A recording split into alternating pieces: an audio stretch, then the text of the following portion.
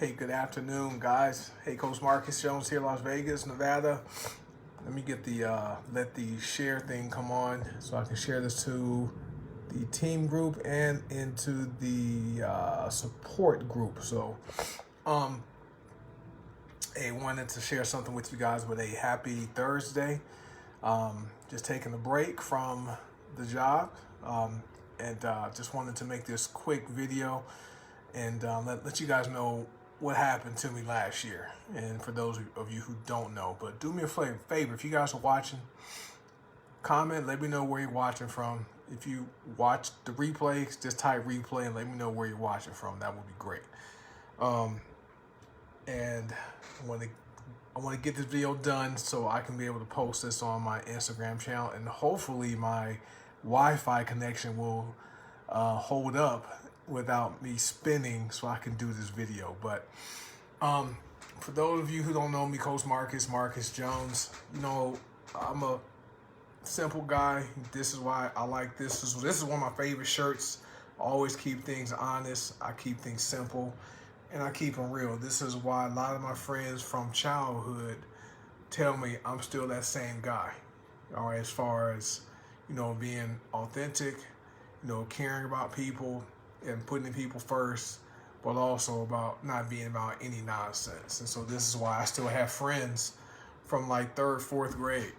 So it's crazy. But so always be wary of someone who doesn't have childhood friends. Be wary of those people. You can't trust them.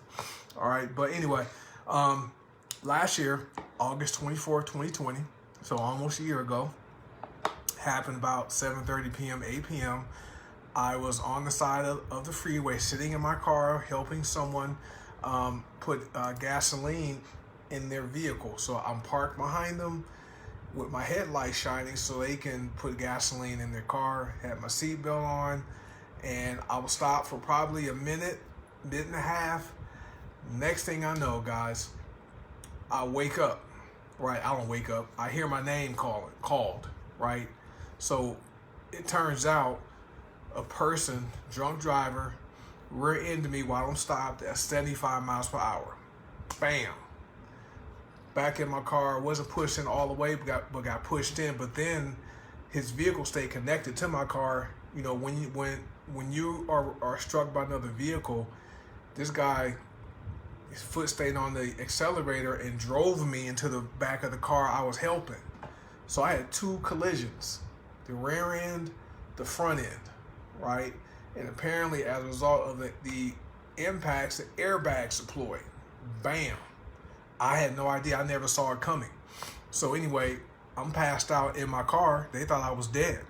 They thought I died. Highway Patrol gets in the car, and he knew my name because the gentleman I was helping, who was at the back of his vehicle, told him my name. So I hear Marcus. I'm passed out, slumped over on the passenger seat. Right, seatbelt's on, going like this, but this part of my body was slumped over, laying on the passenger seat. So I eventually wake up, and I really couldn't talk. My words were slurred. And then the officer, it was a highway patrolman, got into the car and asked me, told me what happened. They said I was involved in a car accident, and I had no idea what happened. I thought maybe I didn't put my car in park. I left it in drive, and my foot came off the brake pedal, and I went onto the freeway and caused the accident. I didn't know what happened.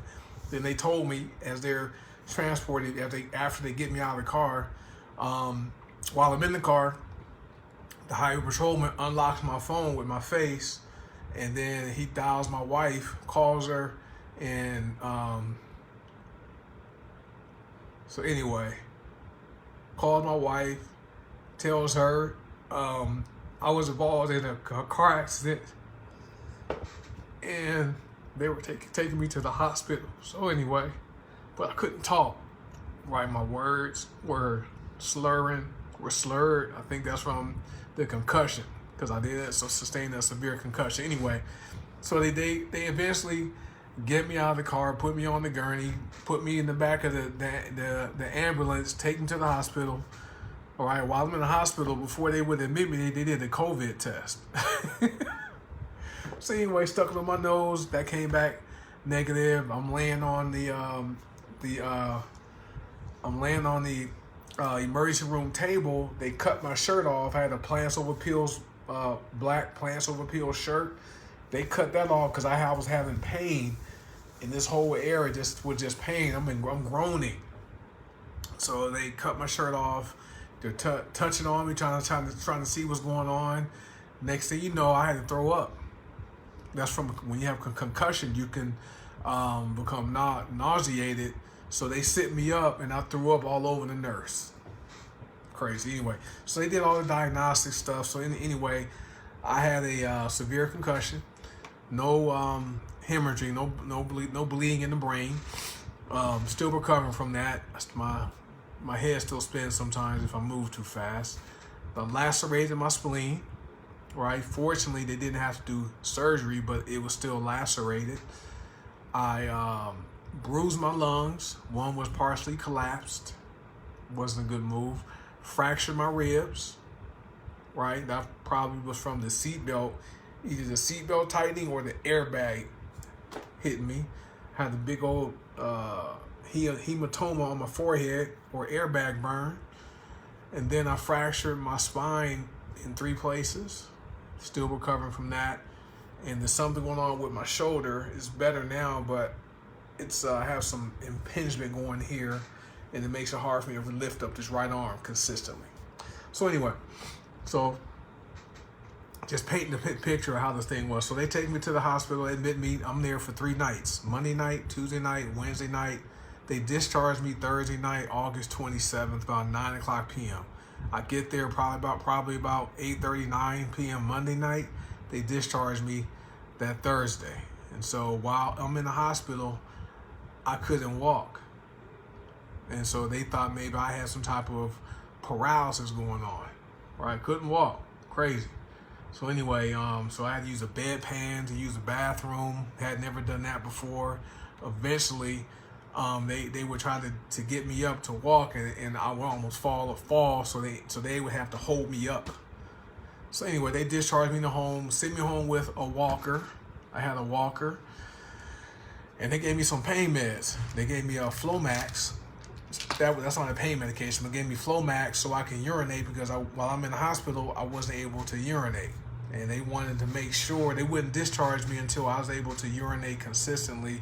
So while in the hospital, they're giving me Flomax. And remember, this is during COVID-19 when it was terrible.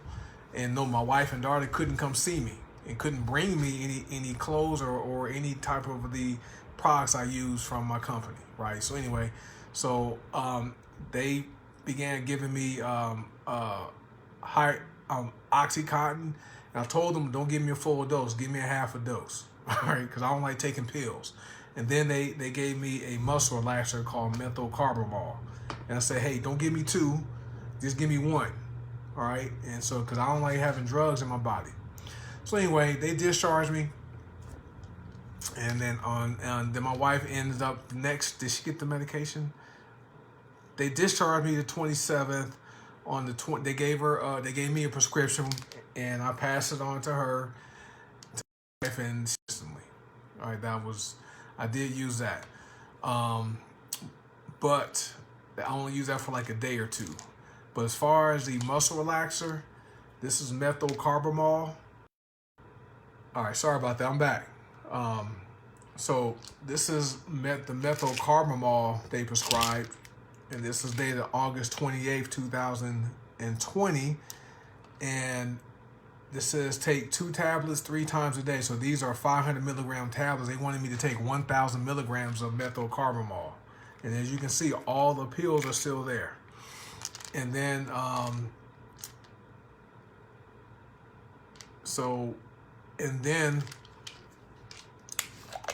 yeah, they're all there. And then they also prescribe Oxycontin, right? This is an opioid medication that can be addictive to certain people. And for me, I work in insurance and I deal with people. Well, my adjusters who work for me handle claims for people who get hurt on the job, and they many times they prescribe Oxycontin, which is addictive. And so they prescribed these pills. I didn't want to take them, right? And so let's see, I didn't count them out. 4, 5, 6, 7, 8, 9, 10, 10. So they prescribed 20 of them, and I was supposed to take 1 tablet by mouth every 6 hours as needed for severe pain, because this is Oxycontin. They prescribed 20 of them. I didn't use them. I didn't want to put any drugs in my body. And what I did do, I knew when I came home on that August 27th, and what I wanted to use was the products I've been promoting for the past 30 months. At that time, it had been about a year and a half. And I quickly got black seed oil into my body.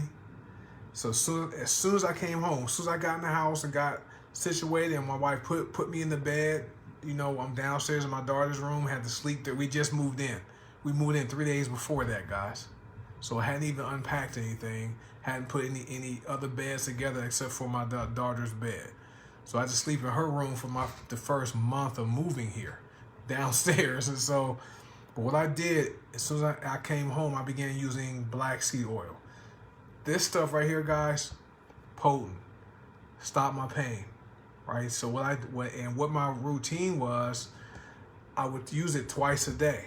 I would take it once in the morning when I would wake up about 6 o'clock, 7 o'clock in the morning, and then 12 hours later, I would take it again. And I would take a full dose. I would take this much of it. So this is about a little more than half the dropper. I would do this 2 times a day, guys. Stopped the pain I was having, especially, it was terrible. Everything was hurting on my body. So this right here was what was my primary pain management tool. Then,